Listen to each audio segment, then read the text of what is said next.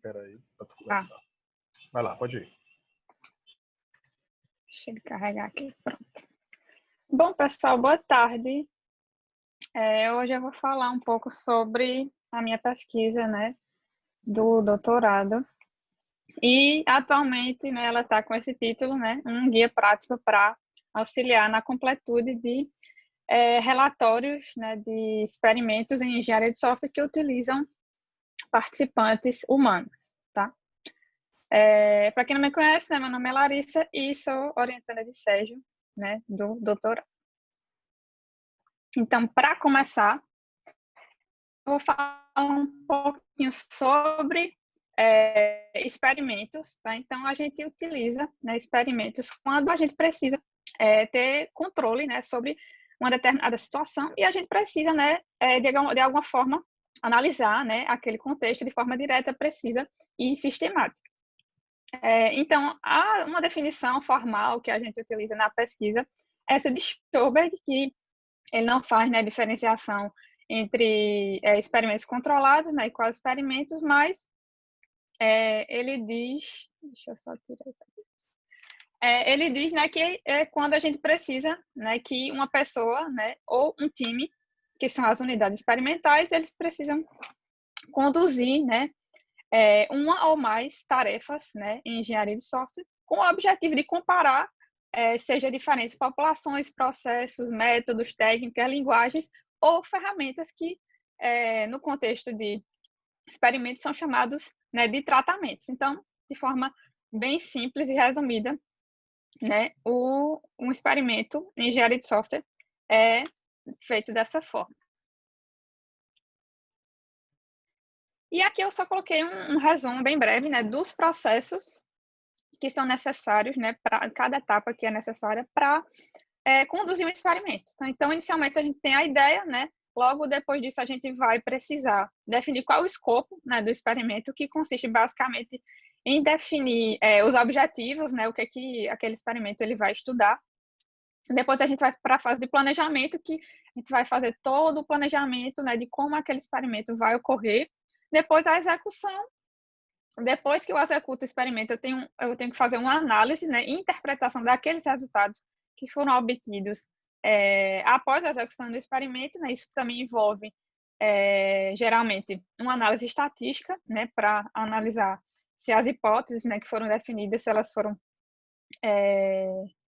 se foi conseguido, né, que aquelas hipóteses fossem testadas, né, e verificar se elas são se era possível rejeitar ou não, né, aquelas hipóteses. E, por fim, a gente tem a apresentação daqueles resultados, né, e a construção de um pacote, né, que a gente chama, que a partir dele é possível, né, que outras pessoas, né, outros pesquisadores consigam replicar aquele estudo, né, e a partir disso a gente gera um relatório, né, com tudo isso que aconteceu durante todo esse processo, tá? Então, nessa pesquisa a gente vai focar especificamente no relatório do experimento.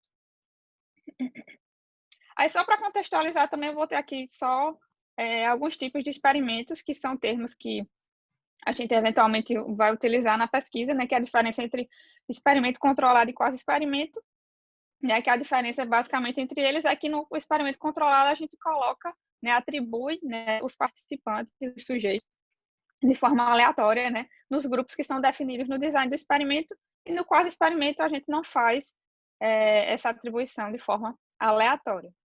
E outro termo, né, que é bastante utilizado, outros tipos, né, de experimento, é quando ele é orientado, né, o human oriented, que é isso que a gente vai estudar aqui na pesquisa, né, que é quando o experimento ele utiliza humanos como participantes. Tá? Então, particularmente, é um tipo de experimento mais complicado, né, justamente porque envolve pessoas, né, e elas têm conhecimentos diferentes, são diferentes entre si, então é bem mais complexo do que eu fazer um experimento technology oriented, que vai envolver apenas ferramentas, né, tecnologia para realizar aquele experimento. Por exemplo, se eu quiser medir a eficácia de um algoritmo, por exemplo, de 2 algoritmos, e aí eu vou fazer um experimento que só vai depender das ferramentas, então não tem pessoas envolvidas naquele experimento. Tá? Então, Como eu falei, né, aqui no estudo a gente não faz diferenciação entre experimento controlado e quasi-experimento, mas utiliza apenas, né, como estudo, experimentos human-oriented, né, que utilizam participantes humanos. Tá, mas... Larissa, Oi. uma dúvida, desculpa. Pode perguntar durante, eu imagino. Pode. Porque como você está falando de definições, aí eu quero aproveitar para perguntar para especialistas. Eu realizei um trabalho que envolve convidar pessoas, né, a responder um questionário, só que esse questionário não é um questionário de opinião, né? A pessoa é exposta a diversos exemplos de código que podem ou não ter recebido um tratamento. A determinação de quais são os exemplos de código e se receberam ou não tratamento é aleatória, né? Mas elas fazem isso online, usando um formulário, né? Dá para chamar isso de experimento, quase experimento, porque isso não é um opinion survey, mas a gente usa as mesmas ferramentas de um survey. O que é isso? Eu quero saber como chamar isso. Na verdade, no caso do experimento, ele se caracteriza por você controlar, né? Você tem um certo controle sobre aquelas variáveis que você vai estar lá estudando, e eu acho que a sua dúvida é justamente por usar um questionário, né? Um formulário, e aí vem a dúvida se realmente se é um experimento ou não. Então, é muito comum, inclusive, utilizar formulários, questionários para obter as respostas do participante. Então, não tem problema nenhum. O que diferencia, né, de ser um estudo de experimento é se os participantes, no caso dos participantes, né, se eles vão estar recebendo, né, um certo tratamento, um ou mais, né, que pode ser ter ou não ter o tratamento, ou pode ser mais de um tratamento também. O né, survey é um instrumento só, né? Então, Castor, a pergunta exatamente. Tem uma hipótese escrita em função de variáveis que vão ter valores diferentes por conta do que a gente chama de tratamento? Sim, tem. Tem. Pronto, e você vai fazer uma análise estatística em função dos resultados que você vai obter? Isso. E tem uma hipótese nula, acabou-se. Né? Então tem teste estatístico, tem variável independente de resposta. Não. O que vai fazer a diferença de ser quase experimento não, por exemplo, é como você seleciona os participantes, como você atribui tratamentos a unidades experimentais, se é tudo aleatório ou não e tal, se a amostra foi aleatória, que nunca é, porque a gente pega quem pode, por exemplo. Então, por isso que sempre é convenient sampling, né? Sempre. Ou de certa forma, como você controla as variáveis que podem influenciar, né? Pois é, esse é o ponto que me deixa um pouquinho em dúvida, é justamente isso. Por exemplo, o pessoal não está fechado numa sala fazendo. Um laboratório. Exato. A gente toma algumas precauções. Por exemplo, eles vão ter que adivinhar a saída de um programa. Então, a gente, para desincentivar, por exemplo, a pessoa a ficar com preguiça e, sei lá, pegar aquele trecho de código e botar no compilador e rodar, a gente, por exemplo, apresenta imagens do código, ao invés de mostrar texto do código. Mas a gente não controla para tudo. Sei lá, a pessoa pode ir ao banheiro no meio do experimento, a pessoa pode ir jantar no meio do experimento. Então, e a gente guarda tempo também. Aí, isso são ameaças à validade, mas não fazem com que deixe de ser experimento. Então, essa é a recomendação dos especialistas. Não é que deixe de ser experimento, ameaça a validade do experimento. Então, você tem que discutir isso e, de preferência, mostrar as ações que você tomou para evitar o máximo que isso acontecesse. Para evitar. Isso. Perfeito. Porque eu tinha muito problema com esse termo. Mas é um problema que todos nós estamos tendo agora, nessa época de pandemia, certo? Então a gente tem que se adaptar a isso também. Então... Claro.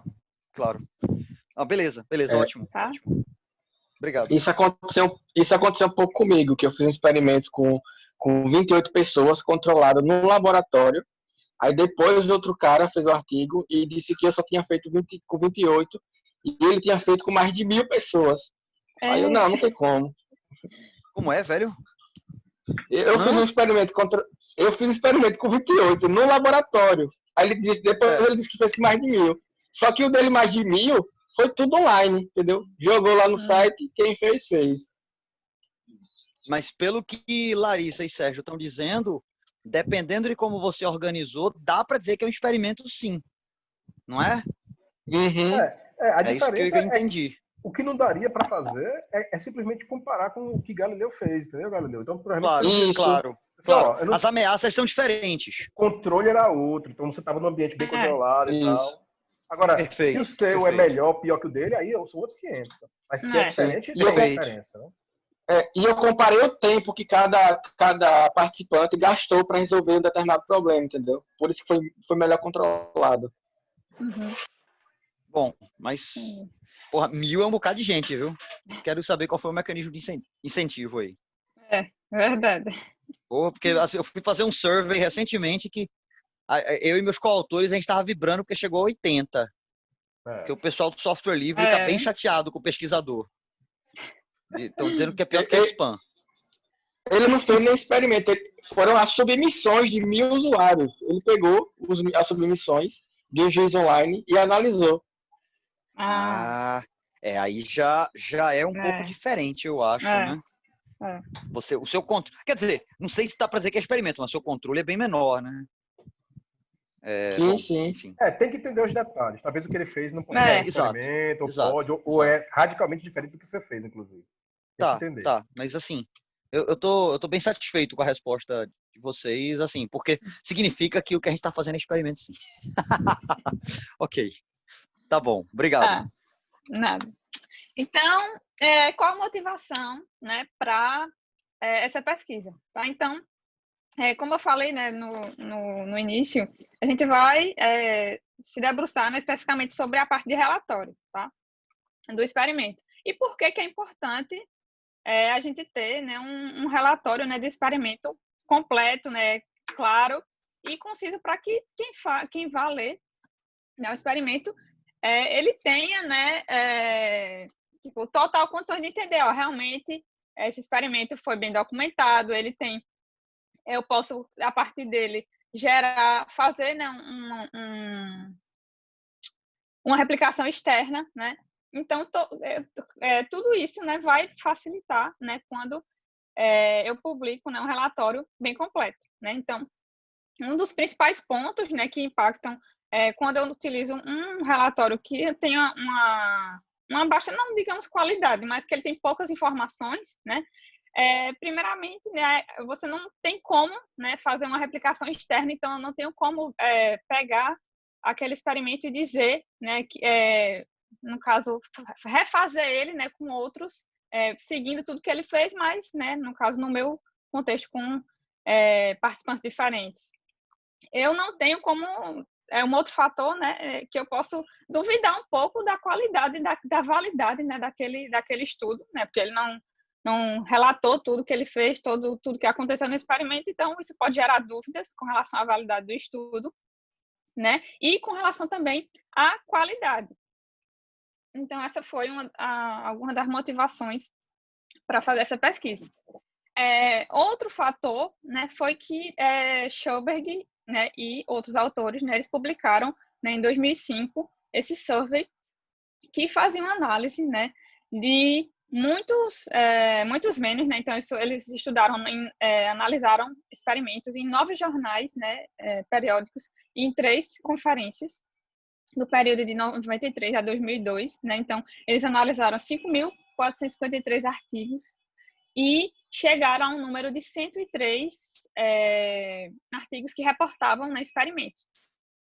E nessa época, né, eles chegaram à conclusão, né, que, na verdade, eu já estou pulando a conclusão, mas o que eles estudaram, né, foi basicamente essa planilhazinha aqui, que eles extraíram essas informações dos estudos, né? Então, basicamente, eles pegaram o autor, né, país, né, essa parte mais geral do artigo, o tópico, né, qual era o tratamento, título e palavra-chave, né, e pegaram algumas informações sobre o experimento em si. Então, sobre os sujeitos, número de participantes que eles utilizaram, qual era o tipo, se eles eram profissionais, se eles eram estudantes de graduação, de pós, se foi misturado, como foi que ele selecionou esses participantes, qual era as características desses participantes, como eles recrutaram esses participantes, se teve recompensa ou não, né? Então, todos esses detalhes sobre os sujeitos, eles extraíram também informações sobre as atividades que esses participantes executavam e sobre o ambiente, né, onde o experimento era conduzido, né, então o local, quais eram as ferramentas utilizadas, se eles trabalhavam em time ou individual, duração, qual o tipo, né, da aplicação das ferramentas que esses participantes utilizavam, né, e qual era o tipo, né, eles categorizavam, né, as tarefas, né, por qual era a categoria, se era análise de requisitos, se era codificação, enfim, tem lá várias categorias para saber o que é que os participantes executavam naquele experimento. Além disso, eles pegavam informações sobre replicação, né, e sobre ameaças à validade interna e externa. Tá? Então, eles faziam um estudo bem profundo, né, sobre o contexto desses experimentos no período de 93 a 2002, tá?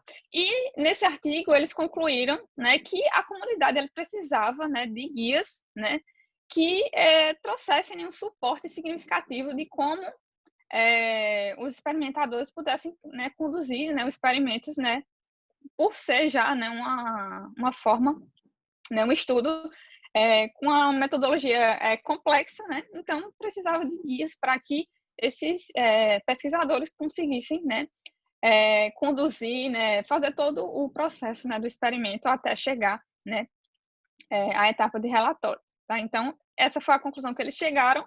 E isso motivou a gente a investigar o que aconteceu, né, o que estava acontecendo depois desse estudo. Né? Como eu disse, eles analisaram os experimentos até 2002. E aí, a gente fez um mapeamento sistemático, né, que foi uma parte dele, né, foi publicado no ESEM, né, em 2015, e a parte final, né, que a gente não chegou a publicar em outro meio, mas foi a minha pesquisa, né, do mestrado, tá? Então, a gente analisou os artigos em 3 periódicos, né, 3 conferências, que foi o EASY, né, o ESEM, o Journal, né, de Engenharia de Software Empírica, que ali a sigla está errada, depois eu corrijo, o ICSI, o JSS e o TSE. Tá? Então, a gente analisou nessa pesquisa, né, os artigos que reportavam experimentos no período de 2003 a 2013. E foram analisados 3.671 artigos e 244 reportavam experimentos. Tá? Então, eu trouxe aqui só alguns, né, poucos, né, do resultado, só para mostrar que a conclusão, né, desse trabalho foi que, apesar de existirem muitos guias, né, atualmente, então os principais, acredito, sejam o de Volen, né, e o de Natália, né, jurista, apesar de, e entre outros, né, tem mais alguns, mas são os principais, e apesar disso, né, os experimentos nesse período, né, ainda possuem um gap, né, de informações com relação aos artigos que eram publicados sobre, né, que reportavam esses experimentos. Então, por exemplo, sobre a amostra, né, de todos esses artigos analisados, em 54% deles não estava claro, né, o autor não diz no artigo como aqueles participantes foram coletados. Né? Então, em 44% foi por conveniência e em 2% foi de forma, né, aleatória. Sobre as características dos participantes, né? Então, 30% dos artigos não menciona nenhuma característica dos participantes que executavam aquele experimento. Sobre a recompensa que eventualmente era dada para os participantes, 70% dos artigos não é mencionado. Claro que pode ser que ele não, uma hipótese, né, que ele não tenha tido nenhuma recompensa, mas, de qualquer forma, seria necessário dizer explicitamente, né, que, como aqui 9% não teve, né, nenhuma recompensa para realizar aquele estudo. Além disso, né, sobre localização, né? Então, em 36% deles não menciona onde aquele experimento foi executado, se foi online, se foi em um laboratório, se foi em uma empresa, enfim, não diz onde foi executado. E sobre a população, em 73% dos artigos, eles não mencionam qual foi a população-alvo que eles queriam, né, atingir, né, generalizar com aquele estudo. E, por fim, né, sobre ameaças à validade, acho que a mais comum de citar, né, para esses autores era a ameaça à validade interna e externa, né, mas para a ameaça à validade de construto e de conclusão, né, em 40% apenas ela é mencionada, e de conclusão, em 29%, essas ameaças são mencionadas nos artigos com experimentos. E aí a gente vem para o objetivo principal, né, dessa pesquisa, que é justamente baseado nesses dados, né, anteriores, né, de tudo que a gente já tinha estudado, a ajudar, né, os pesquisadores na construção de relatórios, né, de experimentos que utilizem participantes humanos, que eles consigam construir relatórios, né, completos, com uma alta qualidade e claros também. Essa parte de claros eu acabei acrescentando agora nesse período, que mais na frente eu vou falar do outro mapeamento, mas eu percebi que muitos artigos é muito complicado, né, de se obter as informações dos experimentos. Então, acho que quanto mais claro tiver no experimento como foi feito, né, o experimento, acho que melhor para quem está lendo e para quem for replicar, enfim, para todo mundo que for utilizar e ser leitor, né, daquele artigo. Com relação às perguntas de pesquisa, tá? Então, a gente elaborou uma primeira pergunta de pesquisa que diz justamente quer buscar, né, como os experimentos estão sendo, né, reportados no período de 2014 a 2019, que é o período que, digamos assim, faltava, né, nesse estudo, porque a gente já tinha feito até 2013, então faltava esse período mais recente, né, de 2014 até 2019, para a gente ver realmente se aqueles resultados que a gente encontrou anteriormente, se ainda permanecem parecidos, se tem alterações, se mudou muita coisa, né? Enfim, saber como os experimentos estão sendo reportados. E aí algumas subperguntas com relação, né, essa primeira, né, que é como os participantes, então a gente categorizar, né, informações dos participantes, como eles estão sendo reportados, como as tarefas, né, elas estão sendo reportadas, como o ambiente, né, do experimento está sendo reportado, como as ameaças à validade, né, estão sendo reportadas, quantos dos experimentos eles são replicações, certo? Então, a gente, diferente de Schoberg, a gente não faz análise sobre replicações porque existem já outros estudos que fazem, né, uma análise mais profunda sobre replicações, então a gente só analisa se foi uma replicação ou não. E, por fim, como a análise dos dados, né, do experimento ela está sendo reportada. Então, essa pergunta de pesquisa envolve justamente entender nesse contexto mais recente de 2014, né, a 2019. Outras duas questões, né, de pesquisa, que é a 2, que seria saber quais os motivos, né, de haver esse gap, né, de informações no relatório do experimento. Então, a gente gostaria de entender por que, né, mesmo tendo os guias, ainda existe tanta falta de informações, né, nos artigos.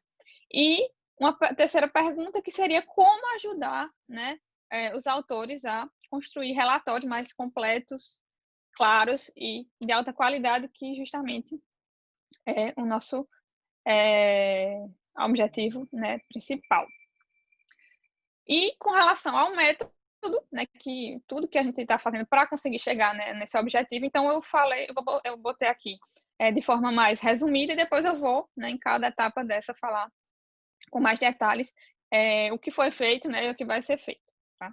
Então, inicialmente, a gente começou, né, com essa ideia, né, que eu falei na pergunta de pesquisa 2, né, que era saber entender por que essas informações, o que os autores não colocam essas informações nos relatórios, né, no caso, relatórios acadêmicos, que são os artigos, tá? Então, a gente resolveu pegar todos os dados que a gente tinha do mapeamento inicial, né, aquele de 2013 a 2013, colocar num sistema, né, para que a gente pudesse perguntar para os autores, essa informação, porque a gente identificou que não estava lá no seu artigo, por que você não colocou? E aí, tudo isso para tentar entender por que os motivos, né, dessa informação não está constando lá, tá? Então, mais na frente, como eu disse, eu vou falar mais detalhes sobre esse processo. Depois a gente viu que realmente era necessário a gente concluir, né, um mapeamento sistemático, fazer uma atualização do ano, né, então, no período de 2014 a 2019, e mantendo, né, as mesmas venues, né, que foram aqueles 3 periódicos, né, 3 conferências que eu falei lá no início. E como terceira etapa, né, a construção do guia, né, então a gente pegar, né, tudo que, a partir do resultado do survey, do mapeamento sistemático, da análise que a gente vai fazer dos guias que já existem, né? Então, montar um conjunto de informações, né, categorizado por prioridade, por tipo de relatório, né, para justamente ajudar de forma prática, né, os autores a reportarem os experimentos. E, por fim, a gente fazer uma avaliação com alguns experts, né, para saber se esse guia, né, que a gente vai construir realmente pode ajudar, né, eles ou não. Larissa, eu tenho uma pergunta que eu não sei se é rápida ou não, mas por que você restringe a alguns eventos e periódicos? Quais são as vantagens e desvantagens? Porque, assim, você com certeza vai perder informação. Então, eu imagino que você ganhe alguma coisa. Deixa eu explicar. E qual é o critério para restringir? Mais na frente eu vou falar mais dos critérios, mas a gente, na verdade, inicialmente a ideia foi a gente pegar os mesmos venues que Schoberg fez para fazer uma comparação com o estudo dele, certo? Então, pegar os mesmos. Só que, por falta de tempo, não tinha como, né, de escopo, conseguir cobrir todos aqueles que ele fez. Então, a gente decidiu definir as venues que no estudo dele tinham reportado mais experimentos naquele contexto. Certo. Então, foi o nosso conjunto inicial. Tem uma coisa a mais aí, que é, obviamente, ir em conferências que são também reconhecidas, ou venues, né, que são reconhecidamente especializados no tema, por exemplo. Então, sempre tem o ESEM, o ISE. O ESEM, o ISE e o Journal de Engenharia sempre tem muito... Então, o ICS, por exemplo, é uma conferência que ninguém iria rebater. Então, imagina se ele diz assim, a gente está fazendo pesquisa nos venues mais top e lá tá cheio de problema, tá entendendo? Então, mais ou menos o mindset aí de, já que tem que cortar, tira o que for menos, o que parece ser menos relevante do ponto de vista de lugares onde se reporta experimentos, lugares onde tem um sarrafo alto também de avaliação de qualidade de trabalho, por exemplo, né? Certo. Tá. Inclusive, eu acho que até vale a pena, Larissa, porque eu acho que esse meio que a gente está aqui é legal também para a gente discutir isso. Inclusive, Castor, na prática, uma estratégia que a gente vem adotando, não só com Larissa, mas eu tenho feito isso com outros alunos, o nosso objetivo é fazer 100%. Só que vamos definir uma prioridade, então, sei lá, faz todos, com certeza tem que fazer esses aqui. Aí, deu tempo, faz agora essa conferência, deu tempo, faz essa outra aqui. O tempo, por exemplo. Vamos fazer o mais novo primeiro, o mais recente, e eu não estou preocupado com o paper de 2001, estou preocupado com o paper de 2019, que é mais recente. Em 2001, cara, tinha outro, tá entendendo? Então, às vezes, uma maneira de a gente lidar com isso, por conta do prazo, né, especificamente por conta de prazo físico, né, é adotar uma estratégia como essa, e fundamentalmente pensando em qual é o objetivo da pesquisa. Então, no caso de Larissa, se eu pegar só as 3 melhores conferências, por exemplo, e dizer que lá tem um monte de problema e aqui como resolver, já seria relevante, entendeu? Entendo. Assim, outra coisa, vocês, uma coisa que eu não tinha pensado antes quando eu perguntei, vocês pegam esses eventos, mas vocês olham cada artigo, né? Um por um, né? Manual. Todos. Porque, por exemplo, a gente não restringiu numa revisão que a gente fez, que até os meninos apresentaram aqui algumas semanas atrás, mas a gente usou string de busca, né? Por um lado, a gente usou string de busca, então você perde alguma coisa, você ganha um monte de lixo também no processo.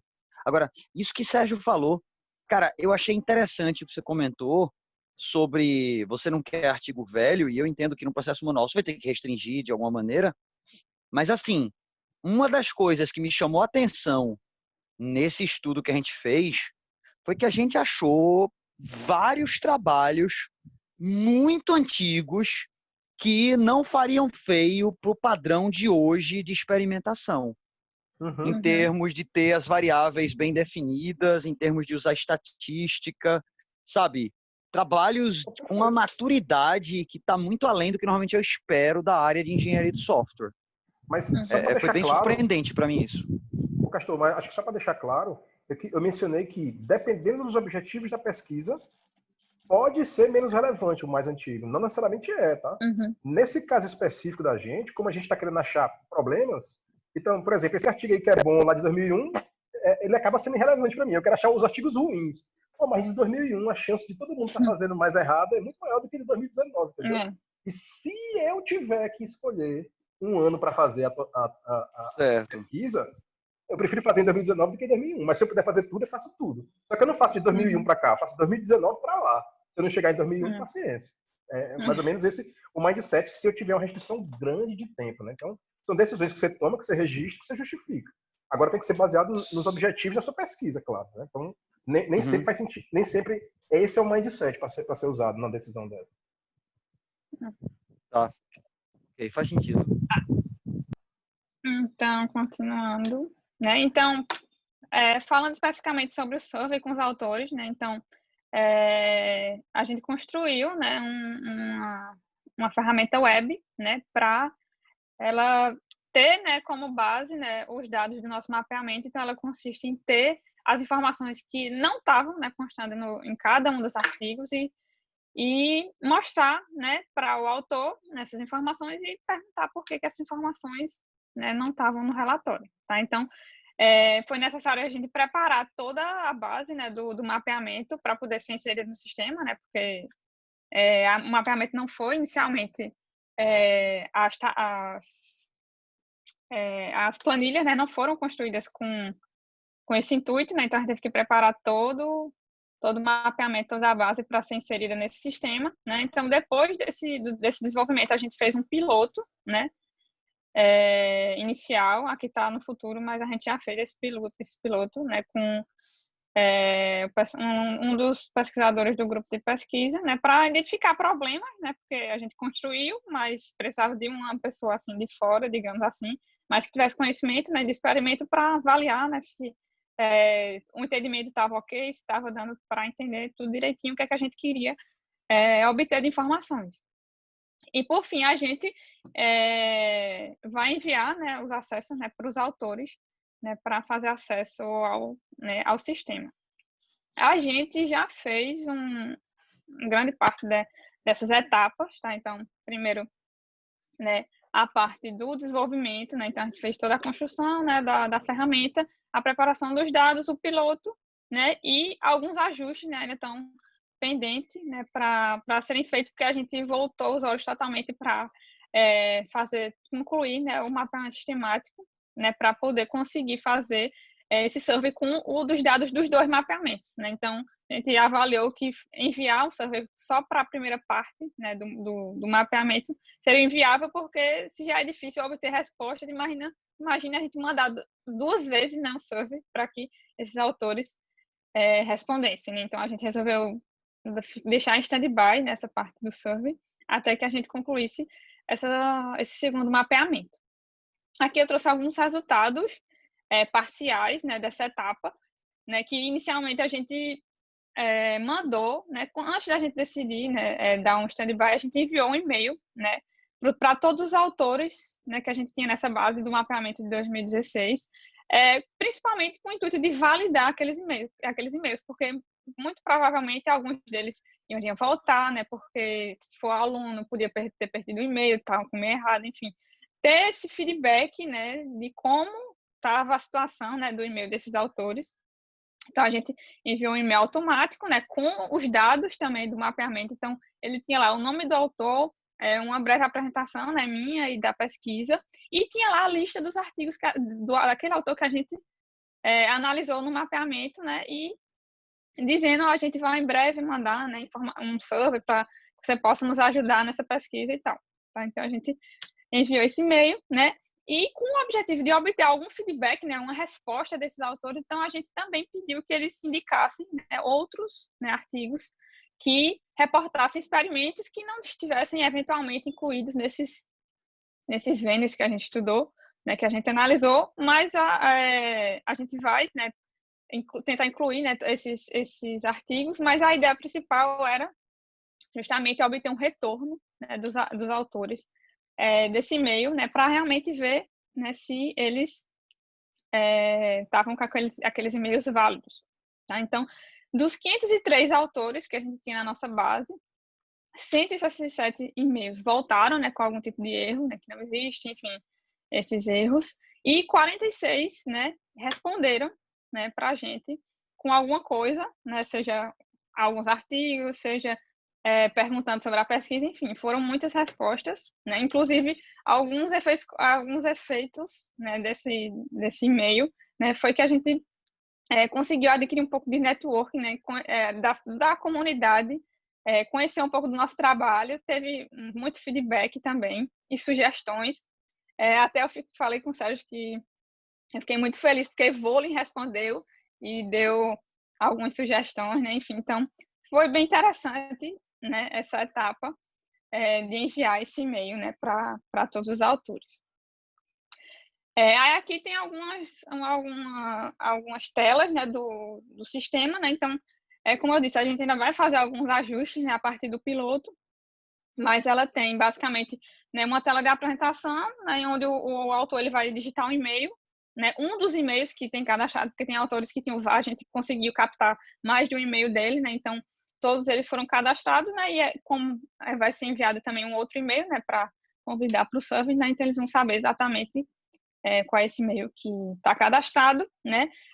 Depois, quando eles logam nele, a gente mostra uma lista, aqui só tem um, né? Mas a gente vai mostrar a lista de todos os artigos que a gente analisou desse autor, né? Então ele vai selecionar, né, artigo por artigo, e na última tela ele vai dizer, né, aqui tem a lista das informações que eventualmente a gente não encontrou, né, no artigo, para ele dizer o motivo, né, de por que cada uma dessas informações não consta lá no relatório. Então, basicamente, com essa etapa a gente vai concluir, né, tentar identificar essas razões de por que há um gap, né, nessa falta de informações nos relatórios. Como eu disse, né, tá em stand-by, a gente está concluindo o segundo, né, mapeamento para enviar, né, tudo, né, de uma vez. Aí a gente vem para a etapa do mapeamento sistemático, né, que acho que a maioria de vocês já conhece, né, a gente faz o processo de planejamento da revisão, a condução, né, da revisão e, por fim, o relatório, né, dessa revisão, que no caso a gente vai estar executando, né, um mapeamento sistemático. Tá? Então, qual foi a estratégia de busca que a gente, né, optou por utilizar? Como eu disse, as VENES, né, que eu falei, né, as 6, e no período de 2014 a 2019, só que utilizando apenas buscas manuais. Né? Então, a gente foi, né, em cada um desses locais, né, desses periódicos, desses anais de conferências e pegou, né, os artigos para analisar cada um deles. O critério de inclusão que a gente utilizou foi, né, todos os full papers, né, publicados nesse período e nessas VENES, tá? Então, por que apenas full papers, né? Então, porque esse foi um critério que foi utilizado também por Schoberg, que pelo motivo de a gente não acreditar que seja suficiente, a gente não, né? No caso, ele que utilizou também esse argumento de não acreditar que num short paper, por exemplo, seja possível de relatar todo o procedimento, né, de um experimento. Então, esse foi o critério de inclusão, né? Então, um pesquisador, né, lê o título e abstract de cada um dos artigos. Eventualmente, tinha autores que diziam, eu fiz um estudo empírico, né? Dizia lá no título ou no abstract. Então, a gente não tinha certeza, né, se ele executou o experimento ou não. Então, nesses casos, era necessário entrar no artigo, né, e ver se ele tinha, em algum momento mencionava, né, que tinha feito um experimento para poder incluir ou não, né, esse estudo. Os critérios de exclusão, né, short papers, né, artigos não técnicos, que isso inclui agora fugiu o nome. Todo o material que por acaso esteja lá nos proceedings, por exemplo, tipo editorial, se for alguma apresentação, se for correção, enfim, tudo isso, né, a gente excluía só para deixar só os full papers, né, artigos duplicados, artigos que não se encaixam na definição de experimento que a gente utilizou, que é a mesma de Schoberg, né, que eu falei lá no início, e experimentos de usabilidade, né, também são excluídos, né, assim como foi feito na pesquisa de Schoberg, por acreditar que esses artigos eles vão estar analisando, né, outro campo, né, no caso, interface humano-computador, né, que já não se incluiria na área, né, de engenharia de software. Larissa, provavelmente você já ouviu Oi. essa pergunta muitas vezes, mas Hum. como é que você determina que o experimento é de usabilidade? Se for usabilidade de uma linguagem de programação, por exemplo. Não, O que é um experimento de usabilidade? nesse caso a gente excluía, né, artigos que, por exemplo, avaliavam a usabilidade do sistema. Por exemplo, quão fácil é do usuário usar esse sistema. Eu acho que o que precisa aí, a pergunta de Castor mostra que o que precisa aí é ser um pouco mais preciso nesse critério de exclusão, né? Porque ele acabou de dar um exemplo que talvez não fosse o caso de ser excluído, né? Então, Não, por exemplo, é mais fácil usar if or case. Pronto. Tem a ver com usabilidade da linguagem. Da linguagem. Não, mas nesse caso, o que a gente analisou foi usabilidade do sistema, se era fácil ou não usar o sistema. Aí, esses casos eram excluídos. Talvez não esteja muito explicado. Esse exemplo aqui, que eu dei seria excluído, é isso? Não, no caso Não. eu estou falando... Não. Não. No caso, seria excluído se o experimento estivesse avaliando, por exemplo, se o NetBeans é mais fácil de usar do que o Eclipse, por exemplo. É usabilidade de... Será que era de GUI, por exemplo? User Interface Usability, talvez seja User Interface Usability. Vamos confirmar se é isso mesmo, né? Não, na minha avaliação é isso mesmo. Que foi o que Schoberg também analisou, né? Que ele excluiu foi justamente por estar entrando um pouco não, né? Totalmente na área de interface humano-computador, né? IHC. Mas assim, pensa assim, e se fosse duas ferramentas de debugging diferentes, por exemplo? Cara, é muito difícil esse critério. Mas, calma, Castor, muito difícil traçar isso. Não. O que o Castor está falando faz todo sentido. É, de fato, provavelmente uma limitação, mas o que a gente tentava fazer era tentar fazer alguma coisa nesse sentido, que era de UI. A gente lia o paper, se o paper fosse um paper de UI, aí a gente não entrava nesse critério. A gente não simplesmente via, tem usabilidade. Então, não, é isso. Como a gente tinha que ler o paper inteiro não, pelo menos a parte da metodologia, mas eu admito que, em princípio, talvez pode ter acontecido de um paper ou outro que era numa borderline aí dessas que você está falando, de poder ter sido erroneamente... por exemplo, pronto, um exemplo de trabalhos que a gente vê bastante aqui nesse grupo nos últimos anos. Nos últimos não, alguns anos atrás, não tanto nos últimos. Compilação condicional versus aquelas coresinhas. Sabe? É só uma questão de UI. Basicamente, você está comparando dois mecanismos diferentes de você implementar variabilidade na linha de produto, só que através de uma ferramenta e o outro não. E aí? Não é usabilidade.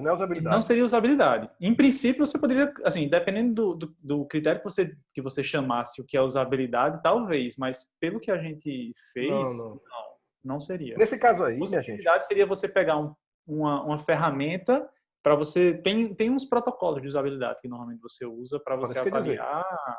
Seria muito explícito. Quando fosse o paper de usabilidade, ia ficar muito claro. A gente está avaliando, um critério de avaliação é usabilidade.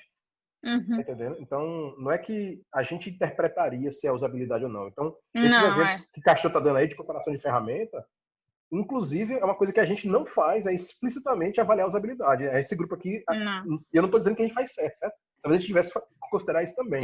Mas a gente considera mais usar uma ferramenta ou não.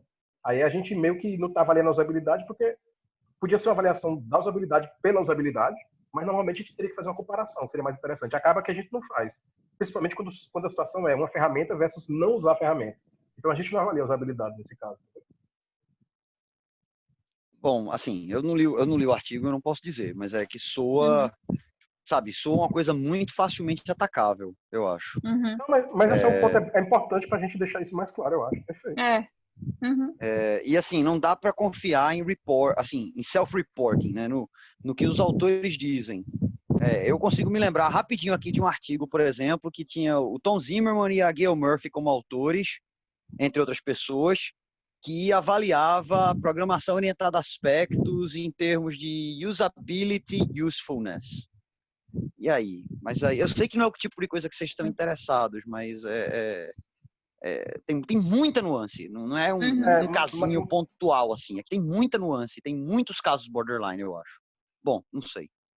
Pode ser que não tenha, mas é na minha cabeça seria um pouco mais direto, porque é uma coisa, como se fosse uma área muito específica de usability, que não é o que a gente faz normalmente por aqui, entendeu? Então, eu me lembro de um aluno, na disciplina que eu ofereço de engenharia de software mental há 10 anos, de um aluno trazer um exemplo do que ele tinha, que ele estava pesquisando sobre usabilidade. Era aquele aluno, inclusive, que ele tinha problema de audição e tal, então ele estava preocupado em investigar exatamente isso, usabilidade, certo? Mas pode acontecer do cara chamar errado também, dizer que a usabilidade não é, mas os jargões de usabilidade. Acessibilidade nesse caso. Talvez, será que não seria o caso que, ao invés de dizer que a usabilidade destrinchar melhor os aspectos que vocês cobrem, a usabilidade é muito amplo. Sabe, tem muita coisa que dá para encaixar embaixo desse guarda-chuva aí. Não sei. Eu acho que o objetivo aí não é amplo, mas do jeito que está escrito parece amplo. E aí eu tenho certeza que na cabeça de vocês sabem o que é, mas talvez destrinchando melhor fique claro para os outros também. Mas é isso que eu estou dizendo. Considerando o seu comentário, fica claro que tem que deixar isso mais óbvio. Mas é usabilidade de IHC. É isso que eu acho que é o ponto que tem que deixar claro. Que não foi uma coisa que a gente escolheu. A gente herdou isso do outro cara lá. Mas o outro trabalho é ruim, o de vocês é bom. Tô brincando. Vou me calar agora. Obrigado. Cuidado que está sendo gravado. Em português, mas tá. Tá. Então, continuando, né, indo para a parte de extração, né, então, eu fiz, né, toda a extração, né, em uma pessoa, né, e a gente está com 4 pessoas, né, fazendo essa extração para ser em pares, né. Então, né, todos os pesquisadores eles precisam, né, ler, né, basicamente título, abstract, palavras-chave, né, introdução, metodologia, resultados e conclusão para obter, né, geralmente, né, obter todas as informações do experimento, tá? E aí, quais são as informações que a gente extrai, né, desses artigos, né? Então, informações básicas, né, sobre o experimento, então, se ele realmente é um experimento, então a gente faz uma avaliação mais aprofundada, né, se realmente, né, aquele estudo é um experimento, né, então se não cai em nenhum daqueles critérios, né, de exclusão, então já que a gente vai ler o artigo, né, por inteiro, então a gente faz essa checagem mais uma vez. Questão de autor, instituições, né, países, né, e instituições. Larissa, só uma questão de ordem aí. Talvez você queira pular alguns slides onde você está só falando de como é que foi, alguns detalhes de configuração e partir para algum ponto que você acha importante, colher feedback da galera, mostrar resultados ou perguntas em aberto que você tem. Fica à vontade aí, só para você saber disso por conta do tempo também. Não sei quantos mais slides você tem. Não, já está no final, mas tudo bem. Então, se vocês perceberem, tem a grande maioria das informações semelhante, né, ao que Schoberg coletou, com algumas outras coisas, né, algumas outras informações a mais, né, por exemplo, análise de dados, né, então ele não faz esse estudo. A gente adicionou também depois a questão das hipóteses, verificar se ele diz qual é a hipótese, as hipóteses, né, que ele está testando. Como eu disse, a gente não analisa questões de replicação, só verifica se há replicação ou não. E sobre ameaças à validade, né, a gente faz as 4, né, que ele só faz externa, né, e interna. E outra coisa também que a gente adicionou depois foi a questão de se ele menciona, né, um link, né, onde tem o pacote lá, né, disponível para que pessoas repliquem naquele estudo, né. Então a gente está coletando essa informação também porque é muito importante, né, para o experimento, tá? Então, aqui eu vou mostrar alguns resultados parciais, né? Como eu disse, eu estou consolidando, né, ainda esses resultados. Então, esses dados que eu vou mostrar aqui, né, dos próximos slides, são basicamente dos primeiros experimentos, né? Por que primeiros?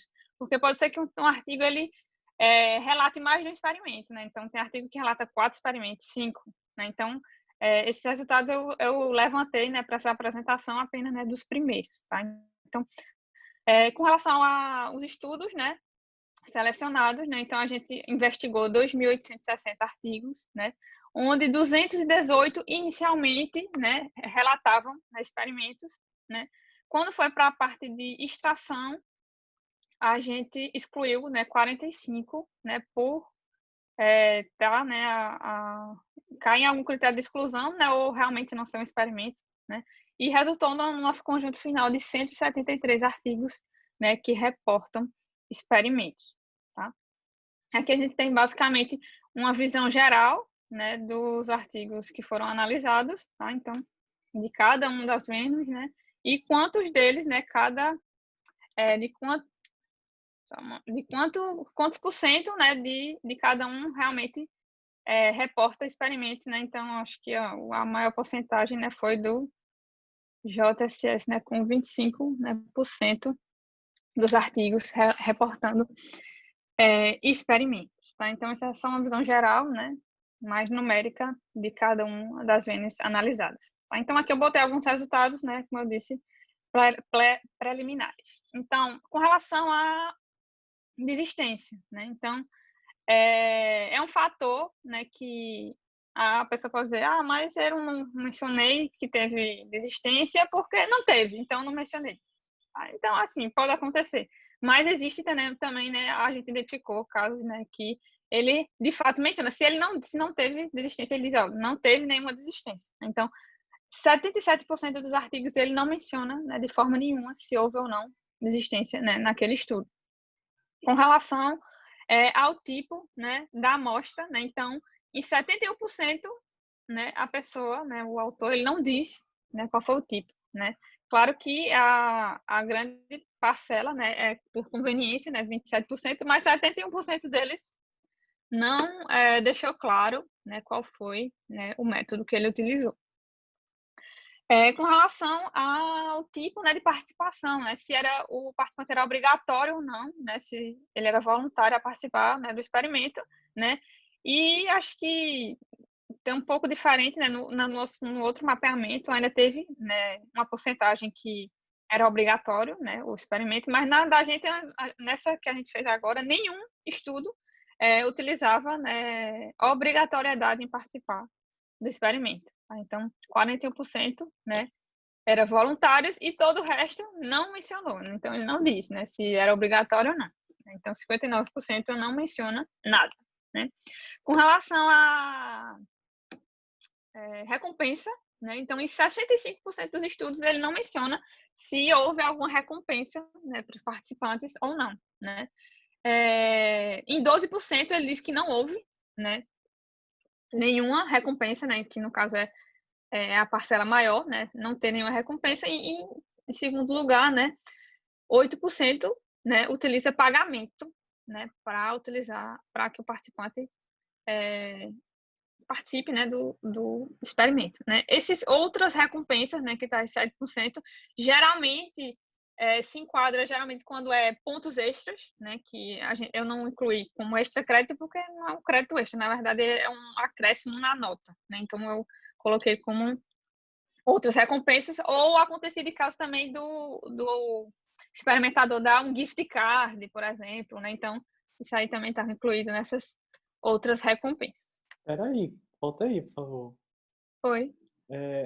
Não, no seu gráfico aí, então, não houve não voluntários? Ou era amplia, ou eram voluntários? Foi, exatamente. E como é que tem esses dois gráficos aí, eles se chocam? Porque, assim, 69%, sei lá, 41% são voluntários. E depois você diz que tem recompensa. E os que foram recompensados, eles não entram nesse gráfico anterior, não? Como assim? Não entendi. Tipo, se eu participei com pagamento, vocês me pagaram para participar, eu sou classificado como o quê no participation type? Se era pagamento, ele era voluntário, ele não foi obrigado. Não, o pagamento não é voluntário, não. Voluntário é quando você faz voluntariamente. Não, mas eu quis dizer, por exemplo, ele oferece $100 para você participar. Ele vai então, se ele quer. Tá. Entendeu? Entendi. Foi isso. Tá bom, eu tinha entendido errado. Não, mas espera aí. Mas nesse caso, nunca vai ter o not volunteer, não é isso? Não, pode ser que, por exemplo, eu vá fazer um experimento com uma turma e os alunos eles são obrigados a participar do experimento. Entendi. Então ele entra como nesse outro gráfico? Só a terminologia, né? Então esse outro gráfico, esse daí que tipo, você vai fazer com a turma e pegar a turma, nesse participation type, ele deveria ser not volunteer, então não pode ter nenhum desses. Isso. Não, mas assim, é porque eu acho que vocês estão confundindo um pouco, certo? Vamos supor que eu vá fazer um experimento, certo? Por exemplo. Vamos supor, com uma turma, certo? Sim, eu vou fazer com uma turma. E eu vou dar, por exemplo, alguma nota, mas aí o experimentador ele não disse que era obrigatório ele participar. Ele tinha a opção de não participar do experimento. Entendeu? É isso que eu estou querendo dizer. Tá bom. Não sei se ficou claro, mas se quiser Não, pode fazer porque o que não está claro é quando é que é obrigatório, estaria aí como not volunteer, né? Então nunca houve nenhum que era obrigatório. Nos preliminares não, é isso que está aí, né? Isso, exatamente. Tem que ver. Em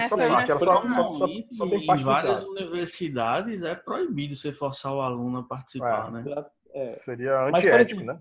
É antiético, mas eu já vi vários papers, vários não, assim não. Mas eu já vi alguns papers que por exemplo, o cara está numa empresa e o trabalho do cara naquele projeto ali vai ser participar desse experimento. Eu já vi também. Inclusive no outro mapeamento tinha também. Mas aí, Neto, nesse caso, tem um formulário que o cara concorda em participar. Ele concorda. Ele não é voluntário. Mesmo dentro da empresa. Mas espera aí, mesmo dentro da empresa, a empresa não poderia forçar ele a participar do experimento. É isso que a gente está dizendo, entendeu? Mas veja, a gente aqui está coletando a informação. Então a expectativa é que, se tiver algum, a gente inclusive pode comentar isso, que há questões éticas envolvidas e tal, entendeu? Eu até me surpreendi, inclusive, quando eu vi esse resultado. Mas eu vou, inclusive, vou fazer outra checagem aí nesses dados. Mas eu me surpreendi também de não ter, não ter obrigatório, entendeu? Aí Ítalo faz gracinha no chat. Ô, Ítalo, a gente tá falando de experimento, não é de casamento não, pô. Tá, deixa eu passar para o próximo. Aí eu coloquei só mais essas duas informações, né, basicamente os dois gráficos, de duração, né, da tarefa, né, das tarefas que os participantes fazem, né, então, em 57% não é mencionado quanto tempo, né, o participante ele gasta, né, gasta ou foi deixado um período de tempo para ele fazer aquelas tarefas, tá? Então, é quase meio a meio, né? Então, 43% ele diz quanto tempo foi gasto, né? Foi utilizado, não necessariamente foi gasto, né? Mas foi utilizado para realizar as tarefas. E com relação a ameaças à validade, né, a gente percebe que houve um aumento, né, no reporte, né, de ameaças à conclusão e construto, né, que lá no outro mapeamento estava um pouco inferior, né, e a gente vê que o pessoal está reportando, né, também, né, ameaças à conclusão e de construto, né, mas quem fica, né, mais acima ainda é a ameaça interna e externa. Então, aqui, esses foram alguns, né, dos resultados que eu consegui coletar para essa apresentação, né? Como eu disse, eu estou fazendo esse processo de consolidar, né, todos os resultados, tá? Então, foram alguns dos dados que eu consegui trazer. E na terceira etapa, né, depois, como falei, né, depois da gente ter o resultado do survey, do mapeamento sistemático, né, desse que eu mostrei, e de uma análise, né, bem profunda, né, dos guias que existem atualmente, então vai ser possível a gente construir esse guia prático, né, para estar ajudando, né, os pesquisadores a reportar melhor, né, digamos assim, os experimentos em engenharia de software. E, por fim, né, a gente vai fazer uma avaliação, né, com os experts, que a gente, na verdade, não definiu ainda exatamente como vai ser feito, né, está muito envolvido com essas outras etapas, mas possivelmente pode ser por, né, entrevista, né, então a gente seleciona alguns dos principais, né, autores, né, na área de experimentos em engenharia de software, né, para estar analisando esse guia, né, que a gente vai construir a partir dessas etapas. Tá? Então, aqui eu coloquei, né, algumas das próximas atividades, né, que ainda esse mês de setembro, né, eu vou estar concluindo esse mapeamento, né, o contextualização dos dados, e a gente pretende enviar, submeter, né, um paper, né, para o AST com o resultado, né, desse mapeamento, tá? A partir disso, né, depois dessas etapas, né, eu vou importar, né, preparar os dados, né, desse novo mapeamento para importar lá para o nosso sistema do survey e enviar, né, um e-mail, né, para pedir, né, que esses autores participem, né, do nosso survey, né? Então, em outubro a gente espera, né, ter essas respostas, analisar, né, e eventualmente iniciar nessa construção do guia. E novembro, né, a gente fazer a avaliação e tentar, né, submeter um outro paper para um outro jornal, né, eventualmente JSS, não sei, a gente não definiu. E depois, né, no caso, depois da avaliação, escrever a tese e defender, certo? Aqui algumas referências que eu usei, né, de vôlei, de Natália Juristo e o paper de Schoberg, que é, no caso, que a gente se baseou, né, como motivação, tá? É isso, pessoal. Larissa, tu sabe dizer se em outras áreas tem esses guias assim, se as pessoas usam esses guias de forma mais ou menos sistemática? Eu procurei já, Paulo, mas eu acho que deixa eu ver, eu achei um aqui, se eu não me engano, era em psicologia, não lembro. Mas eu procurei, inclusive vou procurar de novo, assim, para ter uma ideia de outras áreas também, sabe? Uhum. Porque assim, não sei se talvez em medicina, sei lá, alguma área o cara existe o conselho de ética, talvez, Era isso de que eu ia dizer, alguma que área. medicina e algumas ciências da saúde, isso é super comum. Se eles surgiram e de certa forma forcem isso daí, né? Ou algum jornal diz, ó, você quer submeter para cá, tem que seguir tudo aqui. Nessa linha tem uns guias que a ACM, Sigsoft ou Sigplan fizeram, não exatamente para experimentos, mas para estudos empíricos em geral. Não sei se vocês já viram isso, mas são os guias interessantes. Agora, toda vez que eu ouço em guia, assim, tal, acho que fico com o pé atrás se não vai engessar muito, ou vai meio o cara querendo impor a terminologia dele para cima de você, entendeu? Então, assim, é uma coisa que eu vejo com um certo receio. Não, assim, na verdade, eu já mudei, inclusive, várias vezes esse termo. Mas atualmente é o que está. Mas aí depois que a gente tiver, no caso, esses resultados, eu acho que vai ficar mais claro, né, o termo ideal, né, para utilizar. Mesmo. Mas tem uma coisa aí que... Mas nem sempre pelo termo, assim, porque às vezes você coloca, diz, ó, você tem que verificar isso, mas tem que ter cuidado como você coloca isso, porque em algum tipo de experimento pode não fazer muito sentido, entendeu? Então tem que ser realmente um mínimo comum aí a todos os experimentos, e não sei se até que ponto isso é viável, assim, se o mínimo comum seria uma coisa bem enxutinha, mas tem que ver isso. Mas eu recomendo ver esse guideline aí da Sigplan, se eu não me engano, é bem legal. Mas, Paulo, nesse sentido aí, é até uma coisa que é recorrente e, pelo menos assim, na comunidade de engenharia de software empírica, estão surgindo alguns trabalhos nesse sentido de criar termos padrões, assim, para... Obviamente, não nesse sentido para deixar tudo estanque e a mesma coisa, mas dependendo acontece demais. O ICSI, para mim, é o pior de todos. De todos, assim, não no sentido ruim, mas o ICSI tem um jargão próprio dele, dos experimentos do ICSI. Em compensação, os experimentos em outras áreas já têm um jargão diferente. É tanto que no ICSI você vê muito